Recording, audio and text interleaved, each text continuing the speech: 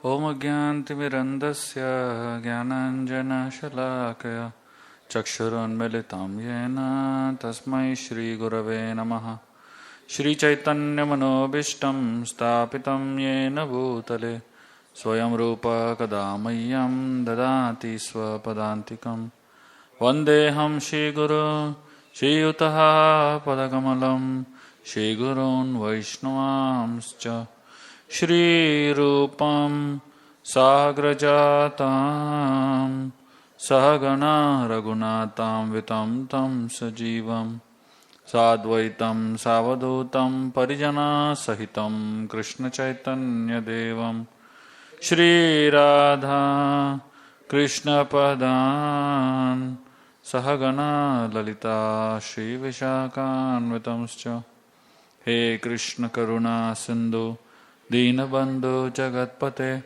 Gopesha Gopika Kanta Radha Kanta Namostute Tapta Kanchana Gaurangi Radhe Vrindavaneshwari Vrishabhano Shute Devi Pranamami Hari Priya Vancha Kalpatarubhyascha Kripa Sindhubhyevacha Patitanam Pavanebhyo Vaishnavebhyo Namo Namaha Jai Shri Krishna Chaitanya Prabhu Nityananda Shri Advaita Gadadhar Srivasadi Gaura Bhaktavrinda Hare Krishna Krishna Krishna Hare Hare Hare Ramo Rama Rama Hare Hare. Hare Krishna. I'd like to welcome you all for our Gita classes. Chapter 7 of the Bhagavad Gita, which is entitled as Knowledge of the Absolute. And last time we started discussing the first aspect of it, which is the concept of hearing, which I said in the first 3 verses. So, while discussing, we spoke about how there are 4 levels of knowledge. First, we spoke about the concept of MSC, matter, spirit, and controller of both. So, anybody who claims to have knowledge should have knowledge of all the 3 aspects, not just one aspect. So, most people focus on matter, but actual knowledge is all the 3: matter, spirit, and controller of both. And then we spoke about the second level of knowledge, which is the 3 features of God: Brahman, Paramatma, and Bhagavan. And the third thing we spoke about was the concept of God having greatness and sweetness. So the greatness of God is something that the world appreciates, but the sweetness of God is something that only people who are connected to God very closely, who understand God very closely, can appreciate. Actually, in fact, God is great, that everybody knows.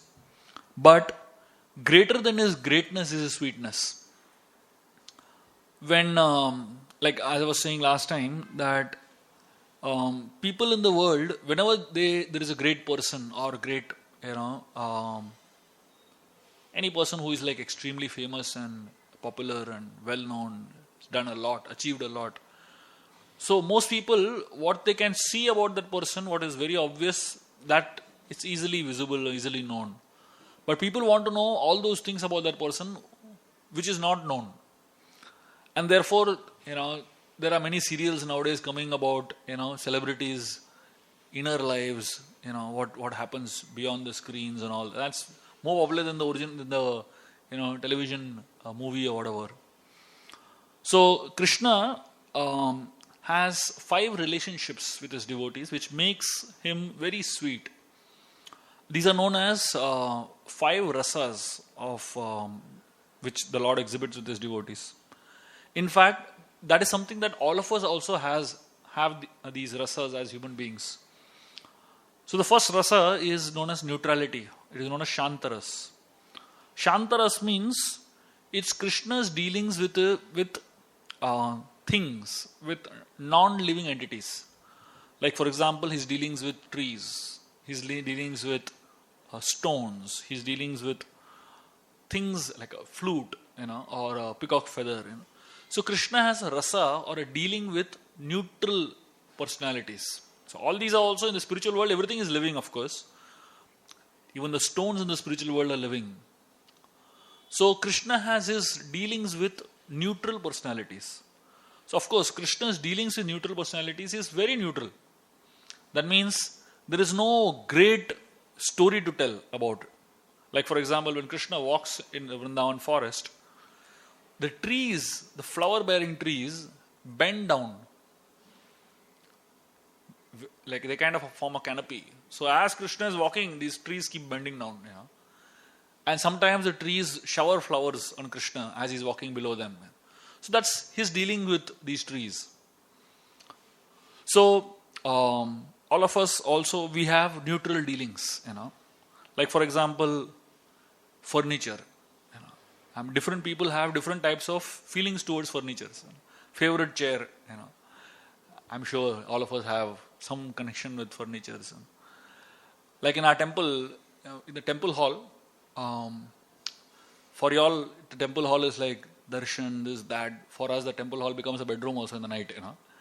So when everybody goes, we go to sleep over there in the temple hall. So in the temple hall, we have two zones. There are some people who want to sleep under fan, and there are some people who don't want to sleep under fan. So one full row is like, it's called fanatic zone. And one full row is non-fanatic zone. So we have like a rasa with fans also. So that's called Shantaras. Then the second type of rasa is known as Dasyaras, the mellow of servitude. So here, the kind of dealings that Krishna has with his servants, those who consider themselves to be Krishna's servants. So these are people who are in awe and reverence of Krishna. I mean, such people, they just cannot think of fooling around with Krishna. They cannot think of considering Krishna to be their friend. They cannot think of considering Krishna to be very intimate to them. They only have to, they kind of keep a distance from him. They want to serve him as much as they can. So they are in awe and reverence. So in the material world also we have dasyaras. We have people who like to be, in the mood of dasyaras, or rather we have the connection of dasyaras, servitude with them. So those who work for us, like servants at home, and of course nowadays dasyaras is hardly there. It's more like they are in bosyaras. And nowadays I know when servant, before there was a time when people would interview servants. Now servants interview people. You have AC in your house. You have TV in your house. How many TVs you have? I want one separate one. And then they ask for Wi-Fi hai kya? So servants have their own. So the dasyaras is kind of decreasing slowly over a period of time. The third type of rasa is known as sakhyaras, which is the concept of friendship. So as the intimacy goes up, the reverence goes down. So Krishna's friends, they have a lot of intimacy with Krishna, to the extent they don't really consider Krishna to be God or some powerful personality or anything like that. Like at one point Krishna was discussing with his friends, and he was telling them how he is God and he has killed all these demons and all. The friends started laughing, all his friends. He said, "What nonsense you're talking? How can you be God?" And Shridama, one of his friends, he said, "I have defeated you in wrestling. And how can you be God? If you are God, then I have defeated you, then I am greater than God also." So Krishna said, "I killed Putana when I was born." So the friends started telling him, "You didn't kill Putana. When Putana picked you up, Mother Yashoda started calling all the Brahmanas. They chanted mantras and Putana died and you took the credit." And Krishna said, "Come on." Then he said, "I killed Trinavarta."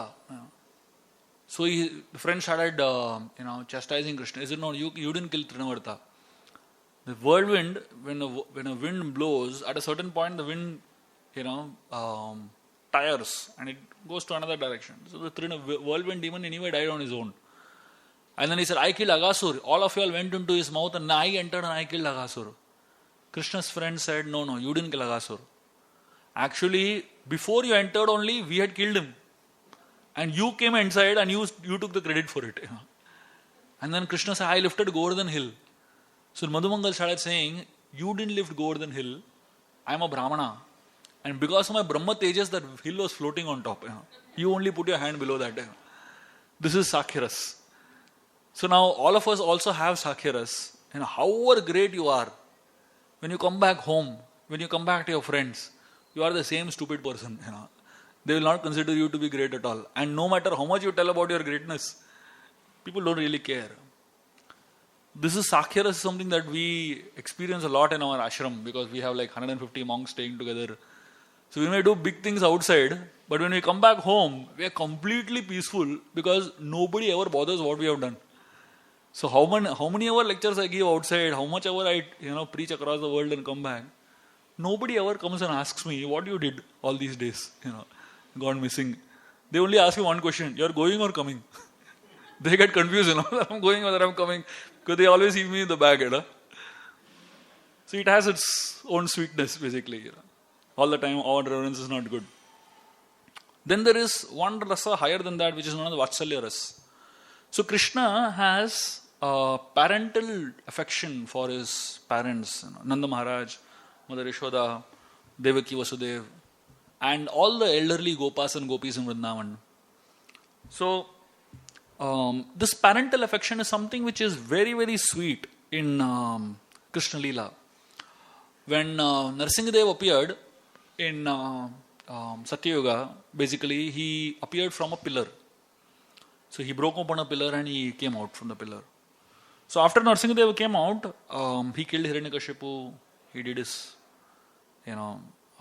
surgery, operation successful, patient died. Narsingadev ripped open Hiranyakashipu, and then Prahlad Maharaj, the child of Hiranyakashipu, he came and offered a garland to Narsingadev. And Narsingadev, can you imagine, such a ferocious personality, such a angry personality. When he saw Prahlad, his heart melted completely. He picked up Prahlad, put him on his lap, and his upper part of his body was like a lion. So naturally, like a lion deals with his cub. So Narsingadev started licking Prahlad on his face and on his body. You can imagine the Supreme Lord is licking Prahlad. So much affection was coming out from his heart. That time Narsingadev had a thought. He said, Prahlad is so lucky that he actually has a father who can love him. He said, I don't have any parents. My parent is the pillar. Mother and father of Narsingadev is that pillar from which he came out. He said, the pillar is not going to love me. I also want to experience parental affection. So from that incarnation onwards, all the incarnations, the Lord always had actual parents. Mother and father who can love him, give him affection. Vamanadev, and you can all the incarnations after that, Lord Ram, Lord Krishna, Lord Chaitanya Mahaprabhu, all of them. So this Vatsalya Prem or the Vatsalya parental love is something which is very, very sweet. Of course, today people don't have that kind of Vatsalya Prem with parents. So for people today, what is parent? Parent means pay rent for everything you do. They pay for your fees, they pay for your eating, they pay for your enjoyment. That's a parent. Created by God to pay rent for everything you do. Unfortunately, the Vatsalya Ras is gone. Higher than that is what is known as Madhurya Ras. Madhurya Ras is conjugal love and affection of the devotees with Krishna. So Krishna had this understanding, this concept of Madhurya Ras, where he exhibited loving dealings with the gopis, loving dealings with the queens of Dwarka. And this is considered to be the highest form of rasa in the spiritual world. So here in the material world also we have Madhurya Ras to whatever extent. But unfortunately in the Madhurya in this world turns into tragedy with time. There's a lot of chaos. But in the spiritual world the Madhurya just becomes sweeter and sweeter and sweeter. So essentially here we find that Krishna has his greatness, but more than his greatness, what is actually attractive is his sweetness. And in exhibition of sweetness, there is absolutely no greatness at all. People don't bother about the greatness of God. So in this exhibition of these sweet rasas, Godhood is forgotten. In fact, Mother Yashoda, she would chastise Krishna regularly. Can you imagine? So it is explained that when Varahadev, the incarnation of the Lord, he appeared, huge boar incarnation, it is explained that in every pore of his body, he was so huge that in the skin pores of his body, an entire ocean can be filled up. That's the size of Varahadev. Huge. But when the same Varahadev appeared as Krishna, Mother Yashoda would bathe him in one small bucket. Full bath of Krishna is done with one small bucket of water. Can you imagine? This is Vatsalya Ras of Mother with Krishna as a child. So these rasas are something that only the Supreme Lord can exhibit. And not just exhibit, but these rasas are fulfilling. All the rasas in this world, as I was telling you, they don't satisfy us. They don't fulfill us. They exist, but they don't satisfy us as much. But when we have the same rasas with Krishna, guaranteed satisfaction. And the fourth aspect of knowledge, fourth level of knowledge is Gyan and Vigyan.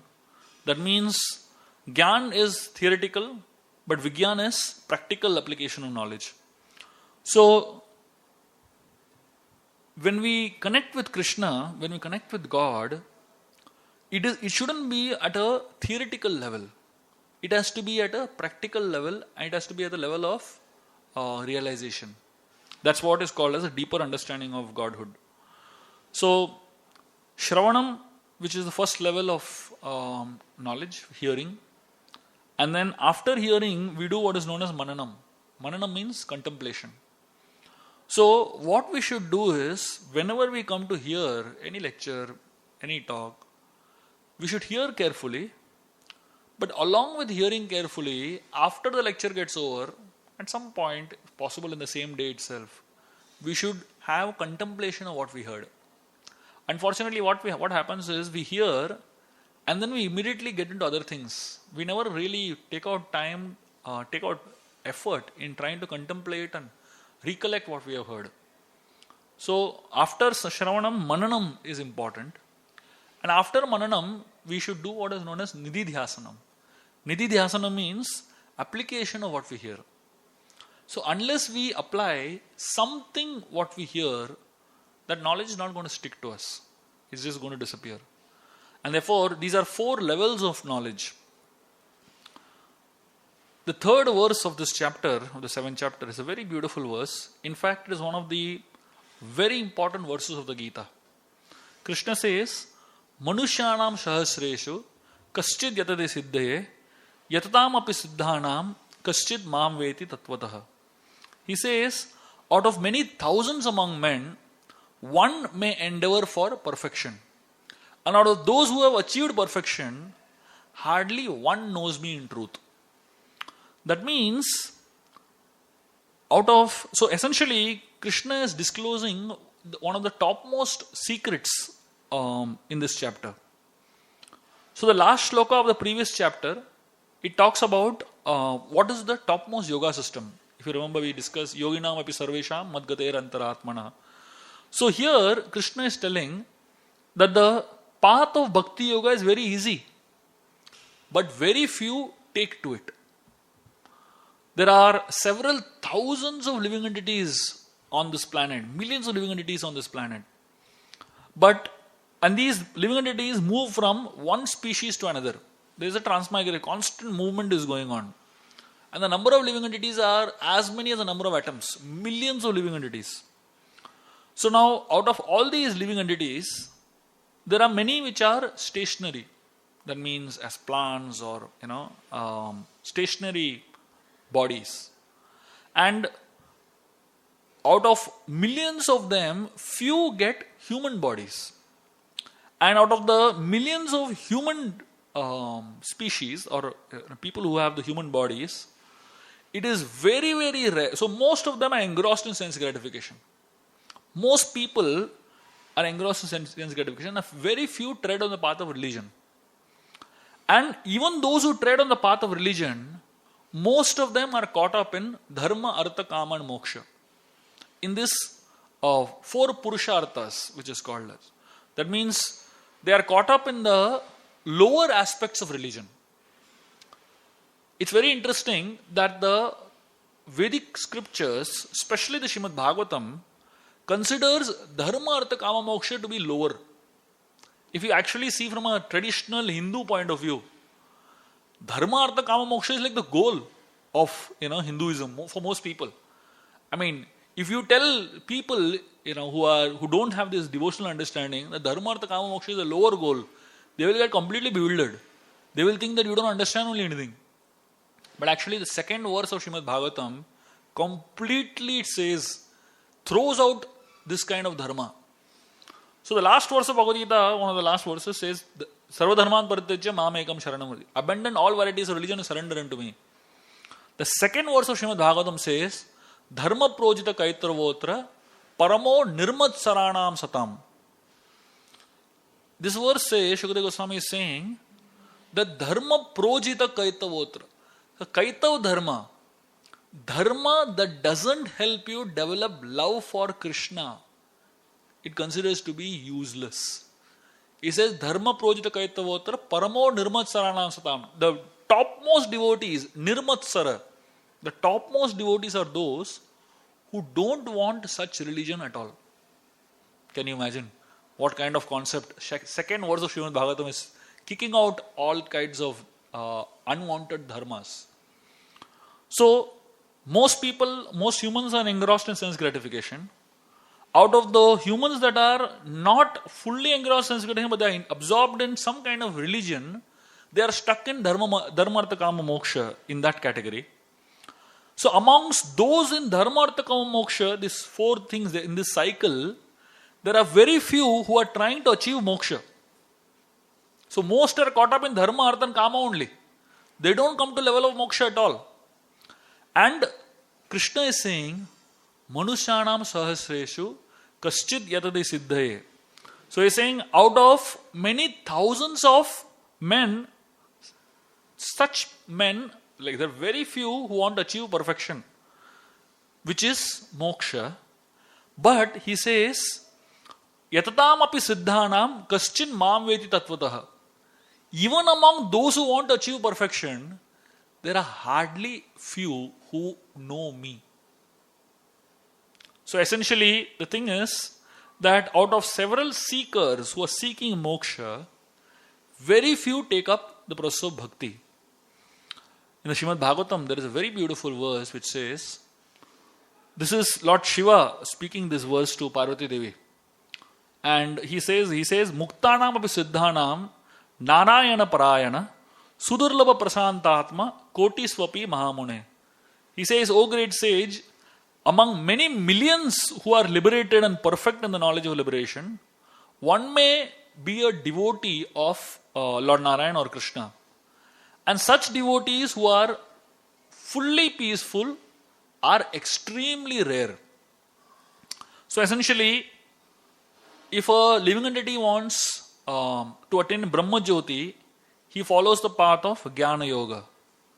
If a living entity wants sense gratification, he follows the path of Karma Kanda.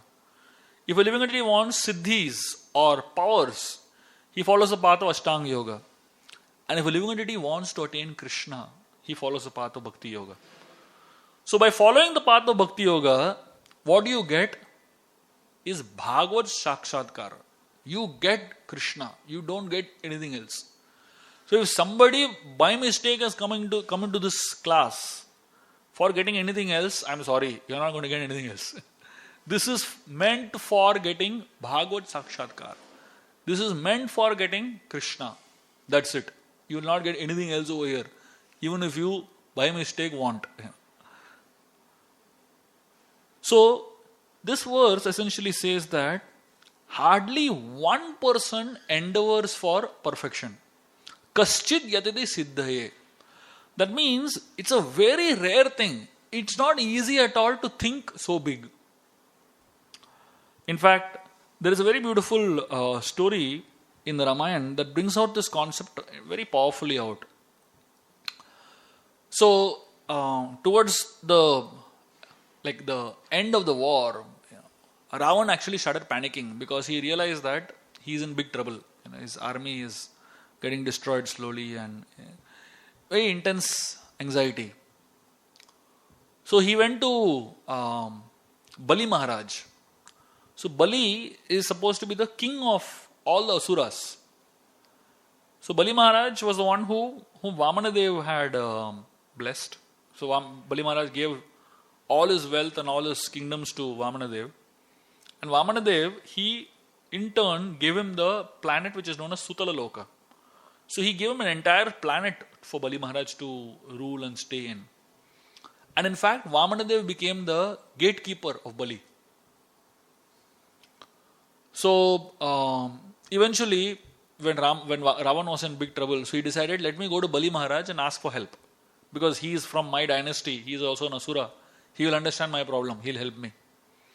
So Ravan went to Bali Maharaj's kingdom to talk to Bali. So Bali asked him, what is your problem? He said, there are two human beings who are coming and troubling me. And they have a lot of monkeys with them. So Bali Maharaj said, what is your problem? You can't deal with monkeys. So he said, no, I'll tell you what happened. So he said, 3 monkeys came and troubled me. He said, 1 monkey came and burnt my entire kingdom. Hanumanji came and burnt Lanka. He said, after some time, another monkey came. What happened was, just before the war began, so at some point when the bridge was being built, Sugriv, they were on this side of the ocean. And from this side of the ocean, Sugriv could see Ravan's palace. And Sugriv got really angry that how this fellow is keeping Sita, under captivity for so long. So out of great anger, Sugriv jumped across the ocean and reached Ravan's palace. Sugriv took a very small, tiny form like a mosquito. And he started flying around Ravan's palace. And he saw Ravan was standing in front of the mirror and looking at himself. Admiring himself, So Sugriv started hovering on top of Ravan and started spitting at him. So initially Ravan didn't realize, but then he saw his head was completely wet, So then he looked up and he saw this monkey on top spitting at him. So he caught Sugriv. So somehow Sugriv jumped back and he escaped.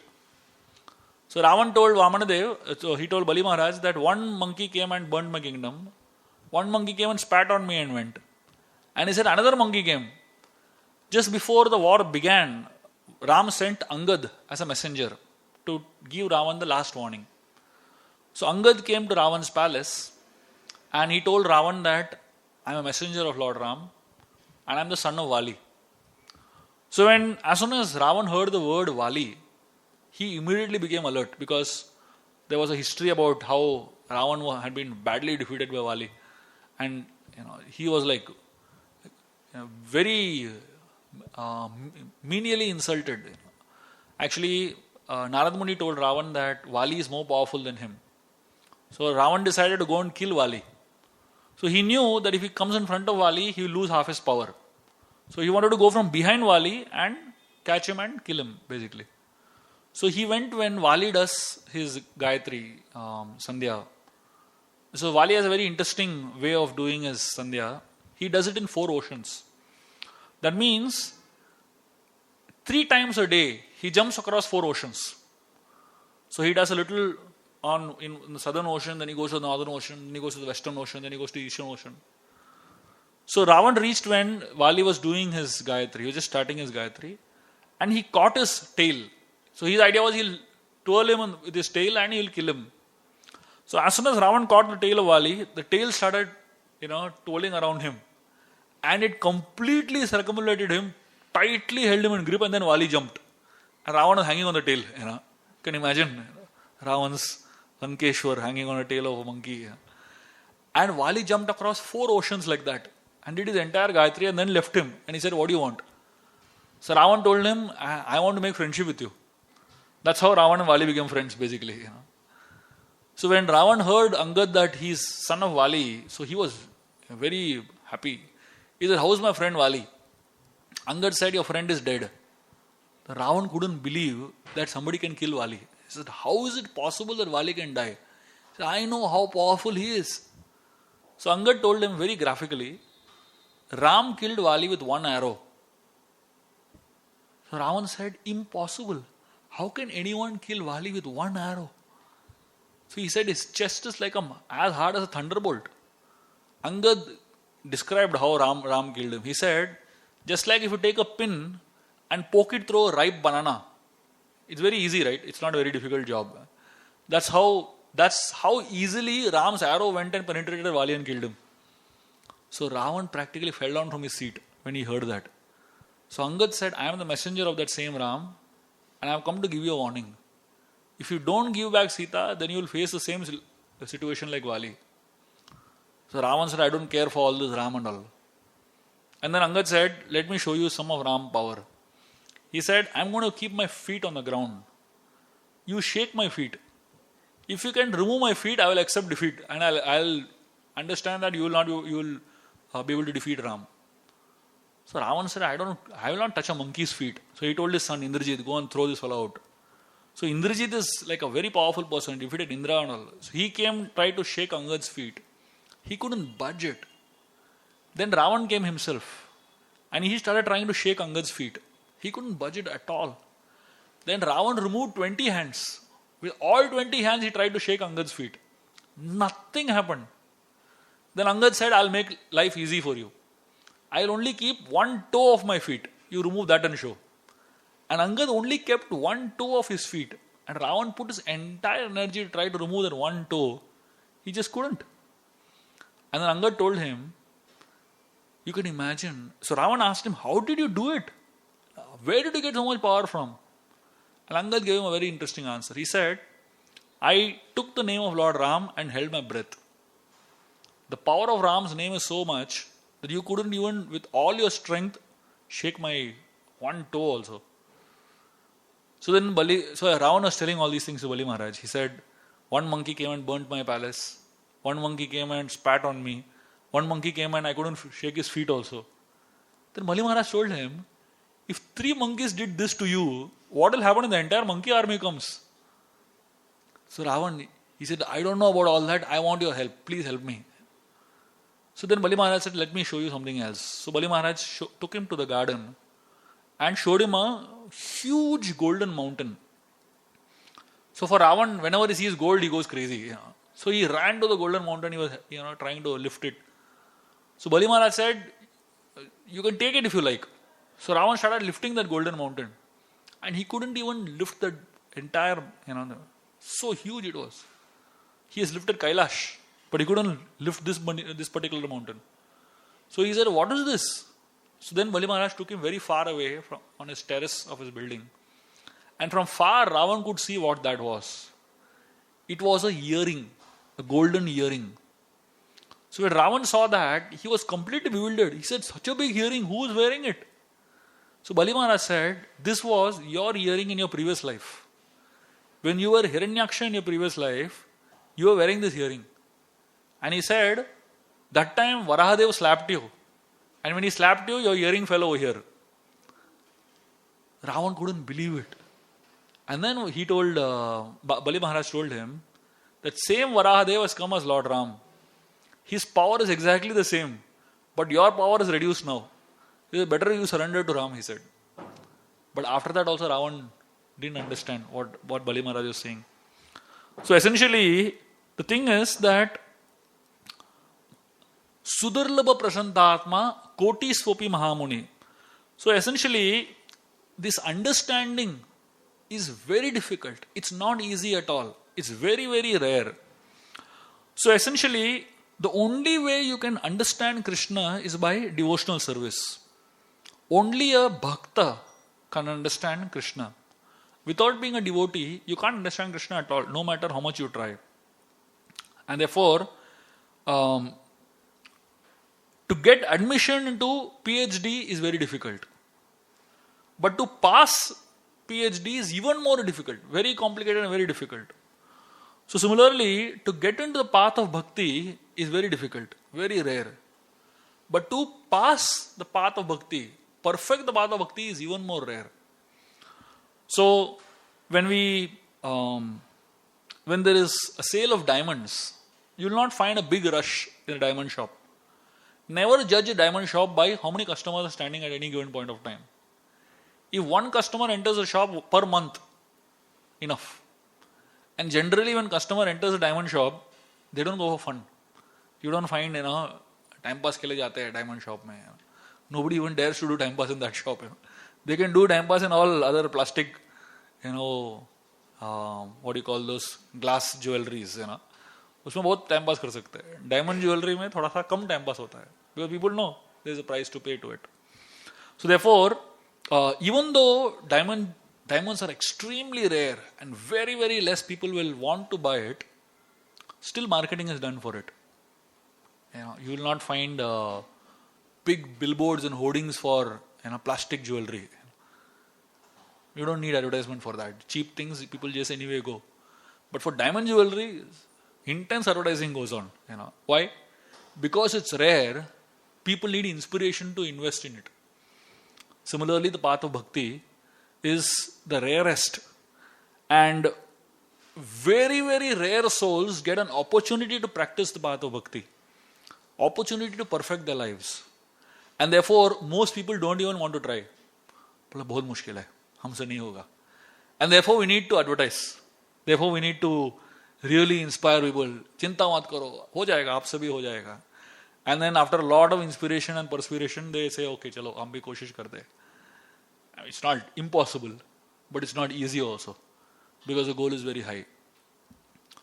So, we just spoke about 4 levels of knowledge: MSC, matter, spirit, and controller of both. The 3 features of God, which is Brahman, Paramatma, and Bhagavan. Greatness of Krishna and sweetness of Krishna, which is the 5 rasas we spoke about. And the concept of Gyan and Vigyan, and how rare the path of bhakti is. Now, Krishna speaks about another concept, which is known as envisioning the effect, energies, and essence. So, when we hear from authorized spiritual sources, one understands, one acquires knowledge about the divine. But for most people, they are not interested in just having knowledge about the divine. They want to see the divine. So for most people, if you ask them, you speak to them about the concept of divinity, the first question is, can you show me God? I'll believe him if I can see him. Like for example, when Yuri Gagarin, he was asked by one student, he went to space, and he was asked, did you see God over there?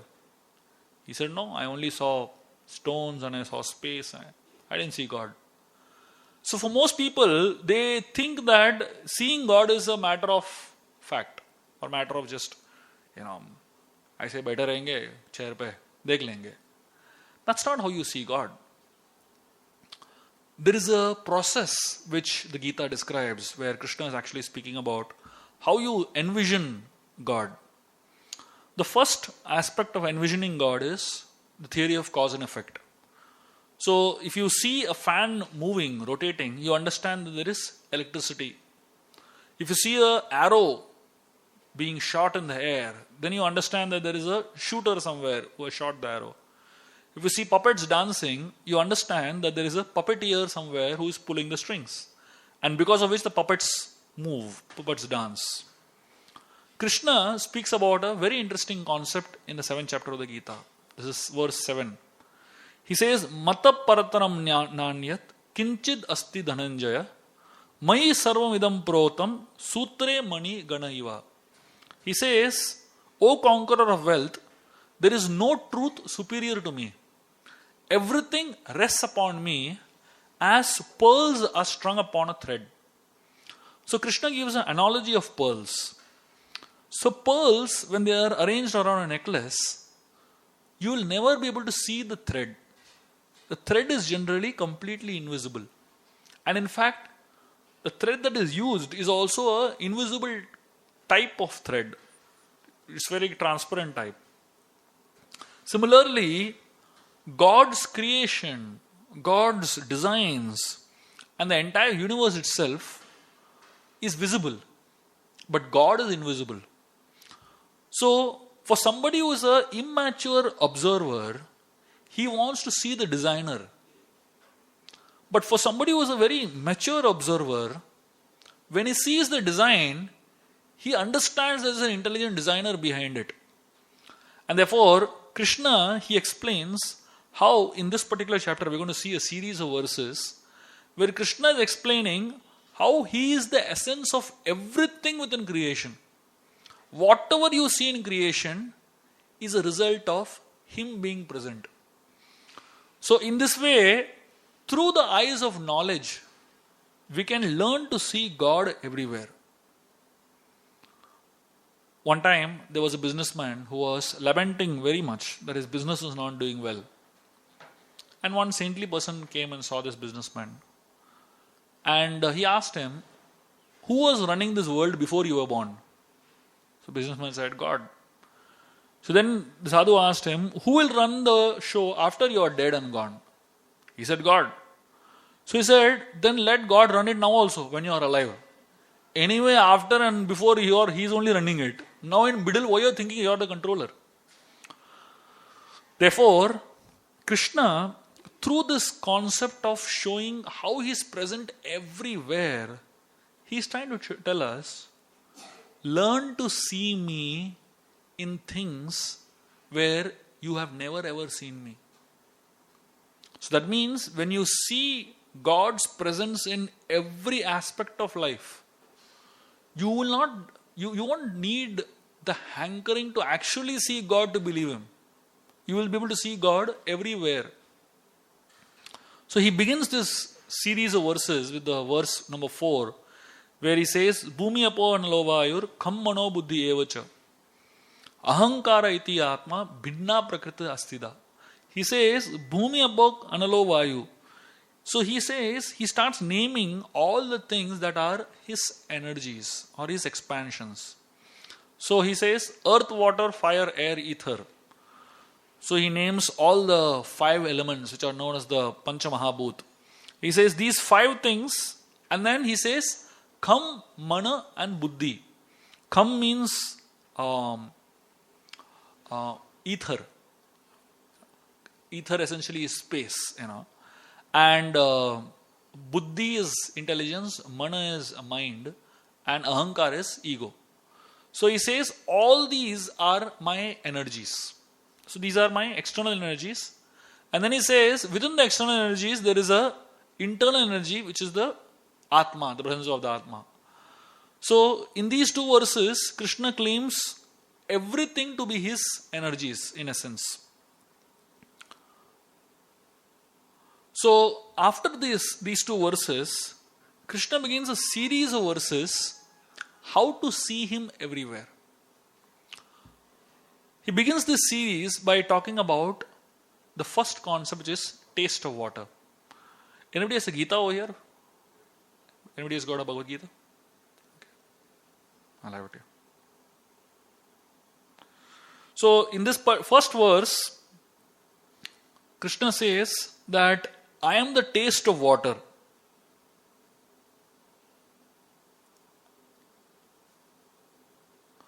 Rasoham apsu kaunteya.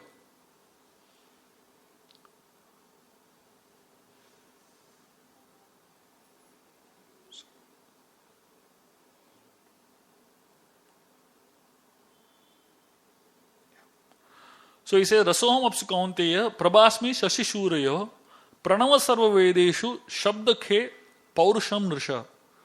He says, first thing he says is that I am the taste of water. Now, in water, what is the most important thing? Now, if you drink seawater, there is something added to the seawater. You can't really handle the taste of seawater. It's a very tough taste.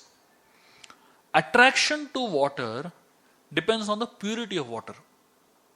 So like yesterday I was in somebody's house and there was a water filter and they told me how to operate it and all that, and I filled a bottle of water with it. I drank it. I couldn't handle it at all. It was some old stale type of water. I said. So the more pure the water is, the more tasty it is. That means you don't add anything to it. Just as it is water which is pure, that's Krishna. So essentially, what Krishna is trying to tell us is that there are 2 types of speculations. There is mental speculation and there is philosophical speculation. There is a difference between the 2. So for most people today, they only do mental speculation. What is mental speculation? Krishna says, I am the taste of water. How can it be possible? They question that only, Can you show me God? If you can't show me God, then the God doesn't exist. This is mental speculation. Philosophical speculation means Krishna is the taste of water. Let me see how I can understand this concept. That means philosophical speculation essentially means that I don't challenge the concept. I try to understand the concept by using my intelligence. So philosophical speculation is allowed. Mental speculation is not allowed. Mental speculation should be discouraged. That means whenever we hear concepts in the Gita, first we should accept them. But how to understand them, you can keep speculating, you can keep thinking, so that your understanding becomes deeper.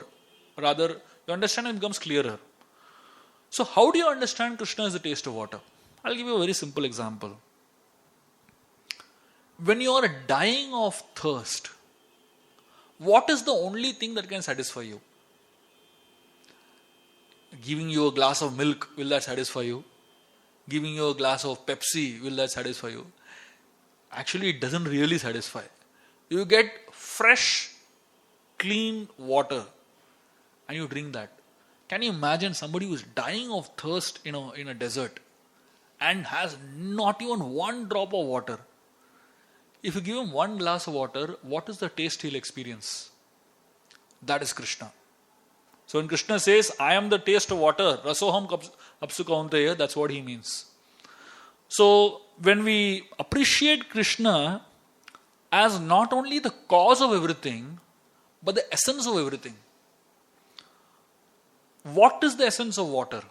Its taste. And therefore, Krishna has already explained that all the elements are coming from him in the first two, verse number 4 and 5. But now he is explaining that how we can appreciate that everything is emanate from him, and that not just everything comes from him, but he's also the essence of that thing. The taste which quenches our thirst is Krishna. So Krishna is the active ingredient in the water. So when we drink water next time, we should remember this. The thirst that is being satisfied, the quenching of the thirst that is being fulfilled, that is Krishna. Then Krishna says, Rasoham apsu kaunteya. He says, that he is the light of the sun. He says, I am the light of the sun and the moon. Prabhasmi sashi shurayo. Shashi means moon and Surya means the sun. The sun has no Sunday. You'll never find a sun having Sunday. Chutti pe jate hai. Sun is constantly there. It is explained, just to give you like a context of what is the meaning of Krishna is the sun. He is the light of the sun. 1 million earths can fit into one sun. That is the size of the sun. Huge. And if all the coal, oil, gas and wood on the earth is consumed at one time, it can keep the sun burning only for 2 or 3 days. If you use all the ingredients of the earth to burn the sun. And the energy of the sun's output energy is 386 billion megawatt. That's the output of the sun. So you can imagine how powerful the sun is. And Krishna is saying, I am the light of the sun. Now, for us to say, it's like in some movie, some hero can say, I am this, I am that. When Krishna is saying, he is not just, fakeifying, he's not just telling things just like that, to a small child, Arjun, chalo, main kahani sunata hu, dadi maa ka kahani hai. It's a reality. In fact, Brahmaji, when he's praying to Krishna in the Srimad Bhagavatam, we find, Brahmaji makes a very interesting comparison. He calls himself to be a firefly. And he calls Krishna to be the sun. So he is actually making this comparison, how insignificant he is and how powerful Krishna is. A few days back we were in Puri and we were touching fireflies, and it's so interesting in the dark of the night when you can see nothing. These fireflies glow amazingly, and you take a firefly in your finger, this much portion of your finger gets lighted up. That's like the maximum glow a firefly can emit. Now, even if the firefly puts all his energy in throwing out light, it can't go beyond this portion of the finger to light up. So such a firefly, can you imagine if the firefly starts thinking, I am lighting up the universe. Dekho, kitna roshni de raha hu main sabko. Useless, insignificant, So Brahmaji, who is he? He is a secondary creator of the universe. He is not just some engineer passed out from some college in Bombay. He is a secondary creator. He is the original creator of the universe. If he is saying that I am a firefly in comparison to Krishna who is a sun, when the sun comes out, you can't even find a firefly. How much ever you search, the firefly, you can't find it only. And the firefly, even in the daytime, it might be trying to remove light from its body. But nobody cares for that light. It's only visible when the sun is not visible. But when in front of the sun, the firefly is useless. So if Brahmaji is saying, I am a firefly and Krishna is the sun, you can imagine what is our state. We are nothing compared to even Lord Brahma. And therefore, when Krishna is saying, I am the light of the sun, Prabhasmi Sashi Shurayo, that's what it means. And he's not just light of the sun, but he's also light of the moon, he says. So sun has no Sunday, the moon has no honeymoon. All of them are extremely occupied and extremely engaged in Krishna's service. In fact, what is the contribution of the moon? It gives light. More than light, it gives coolness. And along with coolness, the moon also gives taste. All the vegetables and fruits that we eat, the taste of the vegetable comes from the moon. That is the very interesting concept that the Vedas teach us. So just by being in the moonlight, the vegetables get taste. And the rise and fall of the tide is caused by the presence of the moon. So Krishna says, I am the light of the moon. So then Krishna says, the next verse, he is Pranava Sarva Vedeshu. He says that I am the Pranava means the Omkar mantra. So the Omkar mantra is considered to be the first, the essence of the Vedas. It's called the Omkar. He says Pranava Sarva Vedeshu. He says, I am that Pranava mantra. So who is, when you chant Om, what are you essentially chanting? You're chanting Krishna's names only. You're essentially chanting, you're calling out to Krishna only. So there are many people who speculate on what Om really means. Some people say that Om is three modes, Rajagun, Sattvagun, and Tamagun concept is U and Ma, the three concepts of. Then some people say that the three planetary systems, the heaven, earth and hell, that's what Om is. So people keep speculating on what that word Om could be. But the devotional understanding of what Om is stands U and Ma. Stands for Krishna. For in anything, the first letter, the topmost thing represents Krishna. Just like among animals, lion is a topmost. That represents Krishna. Among birds, the peacock is the topmost. That represents Krishna. Similarly, among alphabets, is the first, and that represents Krishna. So, in the Om refers to Krishna, the Supreme Lord. U refers to the energy of the Supreme Lord, which is Mother Sita, Mother Radha, like that, Lakshmi Devi. So, U refers to the energy, and Ma refers to the spiritual master, the Guru, whether it is Lakshman, Balramji, like that.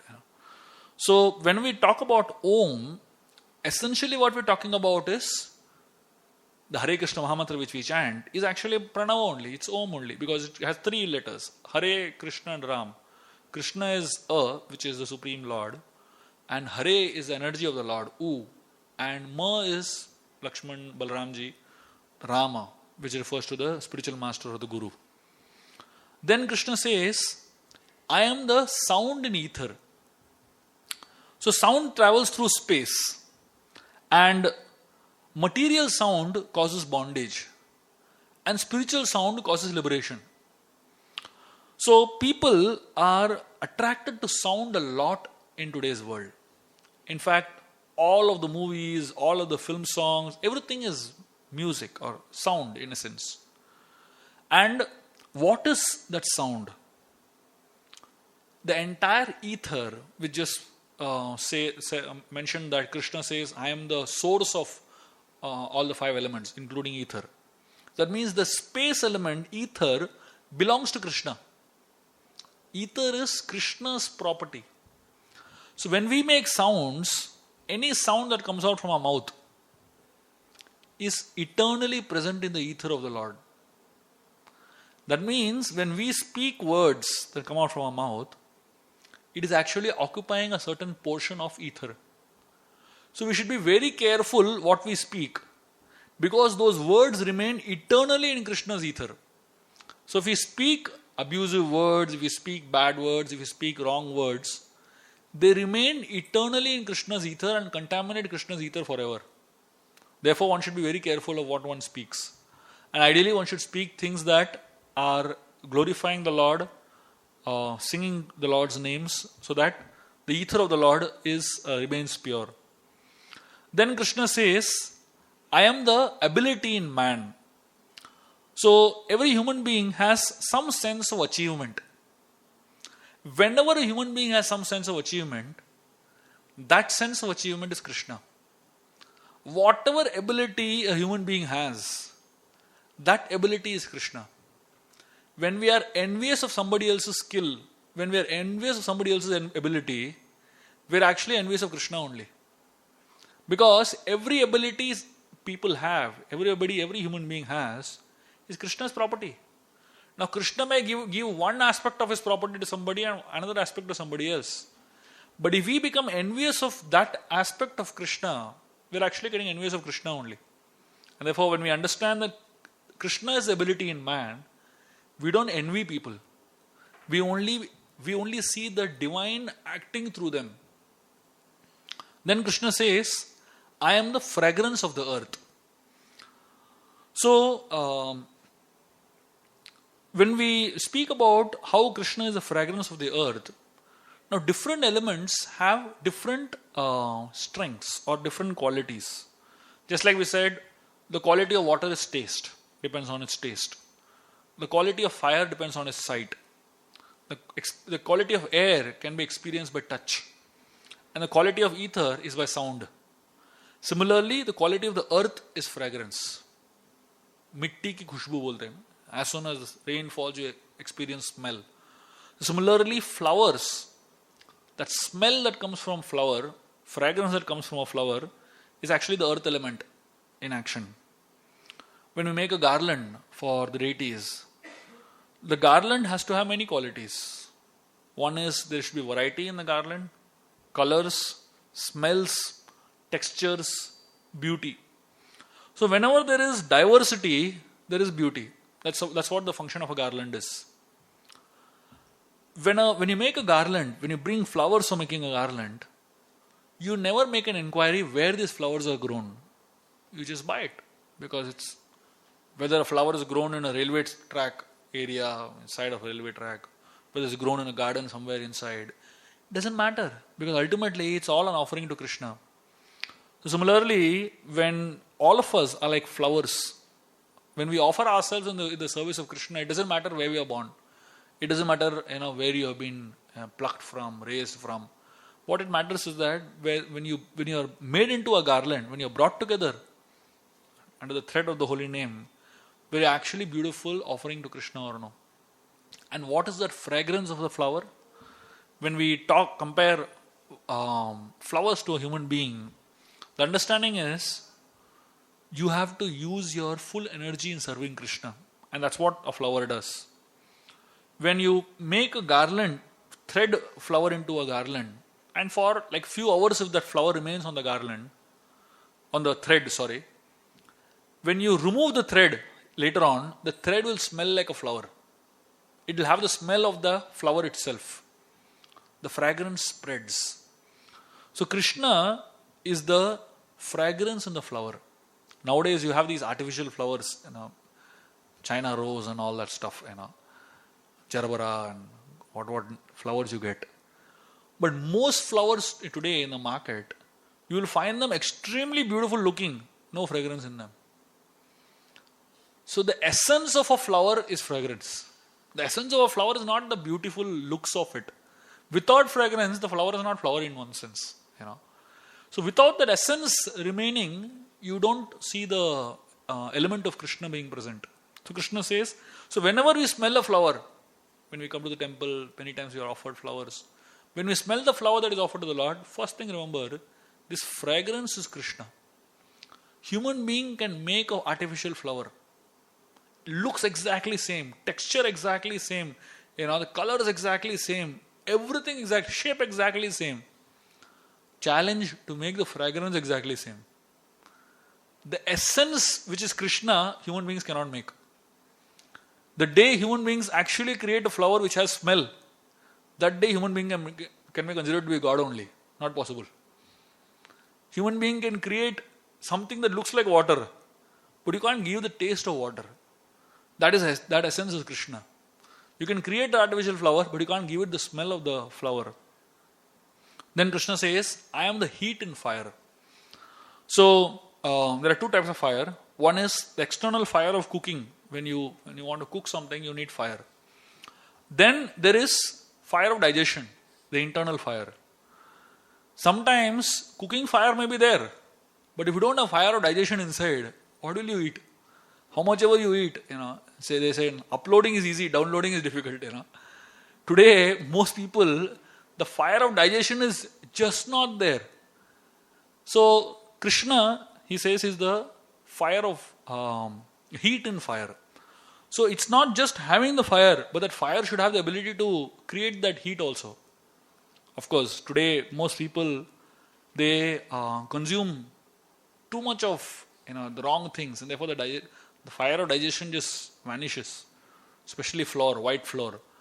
Very dangerous for the fire of digestion. Because most people, like, every second meal is a bread or something like that, made of maida. So, Krishna's grace or Krishna's presence in our body can be experienced as heat in fire. So, if you have proper digestion, thank Krishna, because he is present as Vaishvanara Bhutva, and he is present as fire of digestion in the body. And then Krishna is the life of all that lives. Without God's sanction, there cannot be life. It is explained that without the will of God, there can be no life nor death. I can tell you hundreds of stories of families who have struggled to have children. And no matter how much you try on your own, unless Krishna's grace is there, neither life is possible nor death is possible. I know so many families who plan their child in such a way, the child is born on Janmashtami day. Ekdam, aisa full planning ke saath. And somehow the doctor gives them also, Janmashtami day, child will be born. 10 days before Janmashtami, such an intense liver pain, usi din delivery ho jata hai. Planning goes flop. So essentially, you can't plan life and death. That is in Krishna's hand. You can plan everything in between if you want. But these two things, human beings cannot plan. And therefore, when Krishna says, I am the life of all that lives, it's impossible to have life also without Krishna's grace. Matter without the soul is useless. And in fact, both matter and the soul come from Krishna only. There was a man who told Krishna that, who told God, my dear God, I have a bad news for you. And God said, what happened? He said, now we don't need you. God said, why? He said, we have learned the science of how to create a man. God said, tell me, how do you create a man? He said, we take earth, water, fire, air, ether, and we combine it properly, and then we breathe life into it. Very simple. So God said, please create and show. So this man took earth, water, fire, air, and he started assembling it together and all. God said, wait a minute. First you create your own earth. And then you can create man. So for most people, they don't have you may create man eventually, but the basic ingredients belong to Krishna. And therefore, life of all that lives. Krishna is the life of all that lives. And then Krishna says, he is the penance of the ascetics. So, any types of austerities we do, fasting, Shravan Mas or Chaturmas or Kartik Mas or whatever vrata that we do, austerities that we do, we can't be asking credit for our austerities. Because the ability to do austerity also comes from Krishna only. And in fact, when we perform austerities, we shouldn't be proud of the austerity. But any performance of austerity is actually an expression of gratitude to the Lord. If austerity is done with the desire to exhibit our greatness, that's not austerity at all. Austerity should be done with the desire to exhibit our gratitude. Because what Krishna has done for us, that is too much. When we do some austerity voluntarily, we are only acknowledging that contribution of Krishna in our lives by taking up a little bit of austerity. And we remember, even that ability to perform austerity, that comes from Krishna only. Then Krishna speaks about how he is the original seed of all existence. So he says, this Western debate about which came first, hen or the chicken, or the hen or the egg, constant debate, So here he says, the original seed of all existence is Krishna himself. And then Krishna says, I am the intelligence of the intelligent. No matter how intelligent a person may be, whether you take the most intelligent people of the world, Beethoven, Mozart, Shakuntala Devi, Einstein, whoever you take, all the names of most intelligent people in this world, the intelligence of the intelligent people comes from Krishna. One time there was a farmer who was having an ox tied to a pole, and the ox was, moving around the pole. And the pole was in a miller, so it was crushing the oil seeds basically as the ox was moving around. So one very intelligent man, scientist, logician, scholar, he came to see this. So he was very surprised to see the ox moving around, and nobody was monitoring the ox. So he went to the farmer and he said, come on, how the ox is going around, nobody is monitoring only. How you will know whether he is working or no? The farmer said, very simple, I have tied a bell to his neck. And, when the ox moves, the bell rings, and if the bell stops ringing, I know I'll go and beat it. It will move again. The scientist, this logician, he said, how much faith you have in this ox? What if the ox stands in one place only and shakes his head? You will not know only. The farmer said, fortunately, this ox is not a logician. He doesn't think so much like you. So we may have too much intelligence in our heads, and we may think too much and all that. But the very ability to use our intelligence comes from Krishna. Like for example, I had gone to one publishing house many years back, and I saw a very interesting thing over there. They had a chair, very nice looking sofa, and one very secluded corner of their office. So I asked them, what is this sofa doing over here? It looked very different. So they said, it's a thinking chair. I asked them, when people sit on this, you get ideas or what? They said, never happens. You sit on the chair, no idea comes over there. Thinking chair doesn't work all the time. So that means, for most people, they feel, I'll sit in one particular place, ideas will start coming. It doesn't happen like that. Ideas or our abilities and intelligence you have is Krishna's grace. When He wants to give it, it will come to you. You can't force it. You can't say, I will think and get ideas. It never happens like that. Most people get ideas in the bathroom, and that's why they run, Eureka, Eureka, Krishna says, I am the prowess of the powerful. So when somebody is powerful, that power comes from Krishna. And then Krishna says, I am the strength of the strong.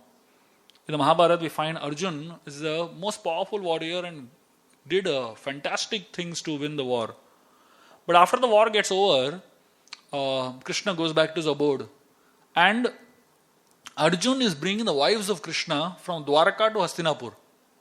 So when he is bringing the wives of Krishna from Dwaraka to Hastinapur, a group of coward men, farmers, like practically unarmed with sticks, they are coming. They come and attack Arjun. Arjun has the Gandiva bow with him. But in spite of Arjun having the Gandiva bow with him, Arjun gets defeated by these coward men. Of course, these coward men were Krishna himself. And Krishna only took all these Dwaraka queens with him. But the reason Krishna did this particular pastime is to show the world that the same Arjun, with the same power, with the same Gandiva bow, sitting on the same chariot, he couldn't perform when Krishna left him. That means somebody who is strong, the strength of the strong person comes from Krishna.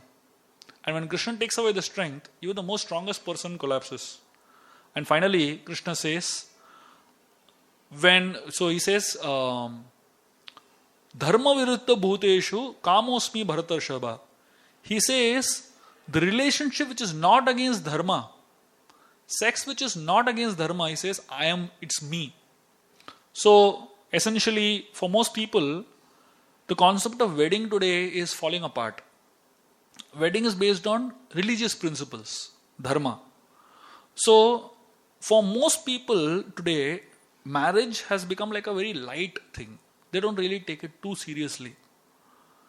Like in our temple, when somebody is, the marriage is announced. The boy who gets married, and the girl who gets married, everybody makes a very interesting comment. They say, ding dong bell, one more in the well. Or they in ISKCON jargon, they say, Haribol ho gaya. Abhi uska Haribol ho.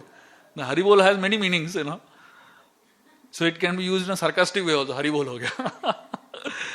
So Krishna says, so when we learn to see relationship as Krishna himself, especially when it is sanctioned by dharma, so then we take that relationship very seriously also.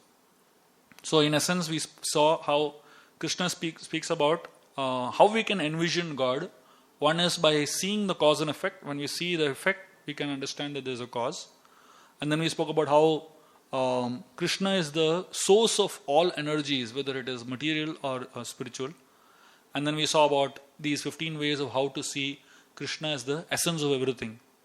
And when we see it this way, then we can see God even where we can't see him at all, rather where he seems to be invisible. Thank you very much. Hare Krishna.